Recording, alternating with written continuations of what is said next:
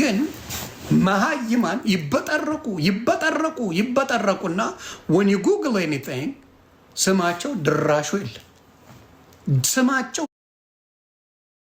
የለም። ግን ሀብታም ነን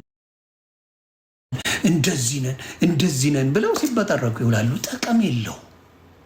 ፈርስት ቢኖር እሰየው፣ እግዚአብሔር ሞልቶ ይስጣችሁ። አሮን ጋር ፕሮብለም መበጥረቁ ግን ጥቅሙ ምናዊ ነው። ምንድን ነው የሚጠቅመው?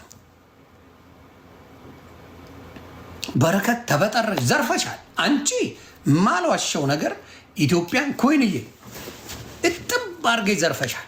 በረከት ዲቦዬ ኑሪልኝ፣ እጥብ አድርገሽ ዘርፈሻል ኢትዮጵያ። ይሄን ምስኪን ህዝብ ተጫወትሽበት። በረከት ገበሬዋ ነኝ። ከየቦታው ላይ መሬት ወስደሽ አጸዳሽው ኢትዮጵያን። መረረው የኢትዮጵያ ህዝብ። እነ ማን ነው ይሄ እከክ?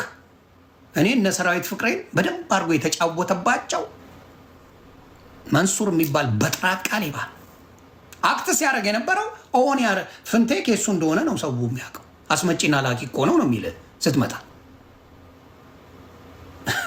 አስመጪና ላኪ እግዚአብሔር ምስክሬ፣ ማንም የሚል ስለ እንትና ረሱ እኮ አስመጪና ላኪ ነው። መንሱር ጀማል። እንደዚህ አይነት በጥራቆች መጨረሻቸው ምን ሆነ? መጨረሻቸው እስር ቤት፣ መጨረሻቸው በመንግስት እየተፈለጉ መጥፋት። ሞስት ዋንትድ ተብለው ሞት አይሻልም እንዴ? ሞት አይሻልም? እና ያንን ነው ልለው የምፈልገው። አሁንም የምናገረው ምንድን ነው? እንደዚህ አይነት ቆሻሾች የሀገር ላይ ካንሰሮች መሀይም ከሆኑ የኢትዮጵያ መንግስት ማየት ያለብህ ነገር አለ። ምንድን ነው የምትሰራው? ፕሮፖዛል ምንድን ነው የምትሰሩት ብሎ ካልጠየቀ፣ በተለይ ሎን ሲጠየቅ ትልልቅ ሎኖች እንደው ዶክተር አብይ ሌላውን ተው፣ አንተ ጋር ካልመጣ አም ሶሪ ቱ ሰይደ ብዙ ቼን አላቸው። አንተ ጋር ካልመጣ ትልልቅ ሎን፣ አሁን ለምሳሌ ከ100 ሚሊዮን ብር በላይ ከሆነ ሎኑ አንተ ቼክ ማድረግ መቻል አለብህ። አም ሶሪ ብዙ ስራ አለብህ አውቃለሁ።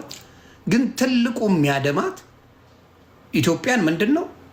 ብድር እያደማት ደሟን እየመጠጠ ያለው እስፔሻሊ ከ2 ፓስፖርት ያላቸው